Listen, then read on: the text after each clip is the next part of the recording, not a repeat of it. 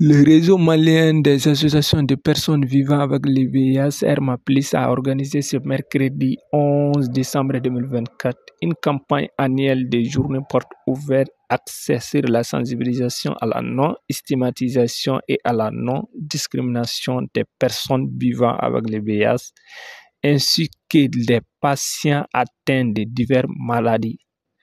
Cette initiative vise à sensibiliser le public sur l'importance du respect des droits humains, à promouvoir une meilleure compréhension du VIH et à la lutte contre les préjugés et les discriminations auxquelles ces personnes font face.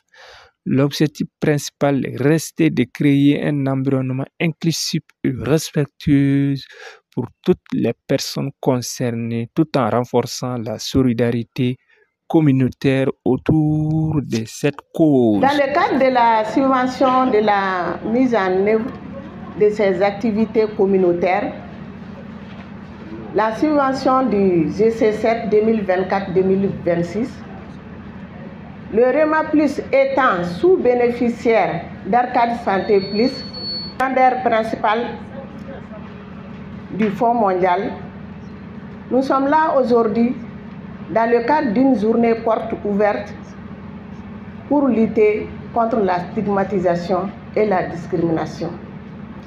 Pour l'atteinte des 3,95, pour mettre fin à la pandémie du VIH d'ici l'an 2030, nous devrons s'unir pour lutter contre la stigmatisation et la discrimination, qui peut empêcher la population à aller envers le dépistage, qui peut empêcher les personnes qui sont sous traitement à ne pas être observants au traitement.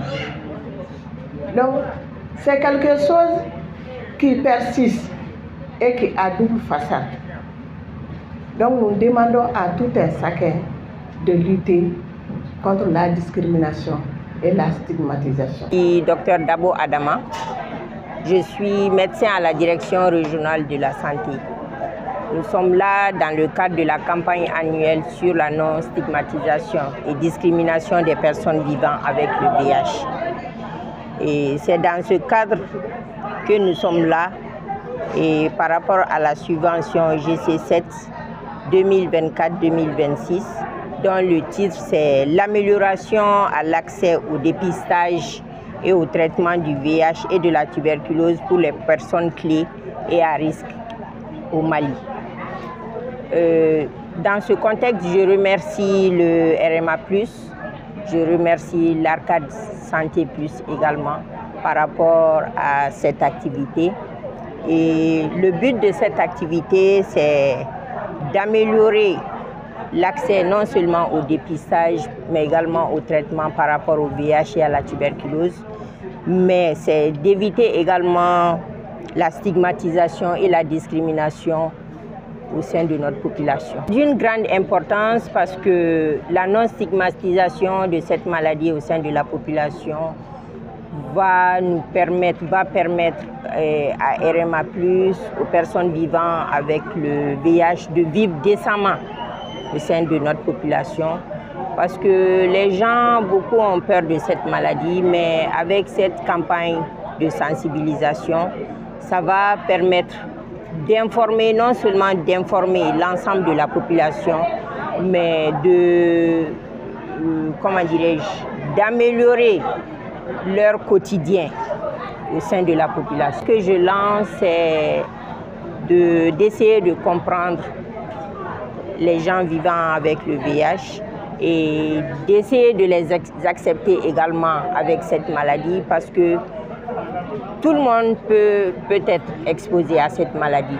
Donc si la stigmatisation et la discrimination, on efface ça au sein de la population, beaucoup vont vivre décemment et ça va soulager l'ensemble de la population également. Moi, c'est Mme Doumbia Fatmata Wagé.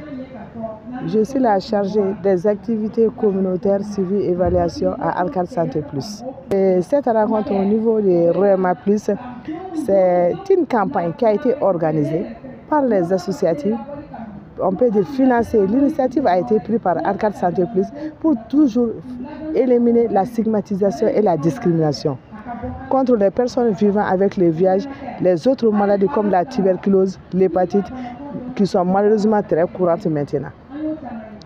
Donc, de ces faits, elles sont très complexes ou multiples facettes, touchant aux dimensions multiples sanitaires, économiques et demandant une réponse responsable et bien argumentée.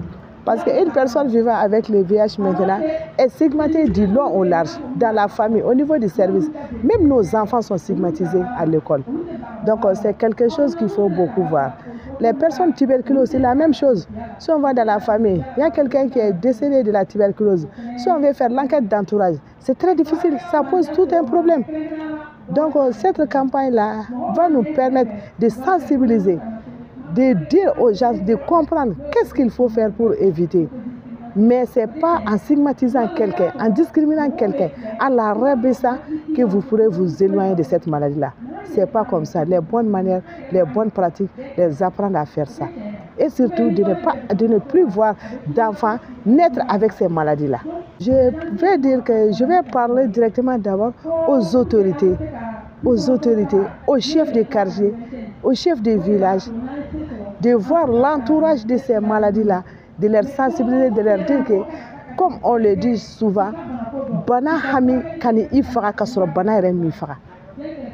une personne stigmatisée peut mourir de la stigmatisation et non de la maladie.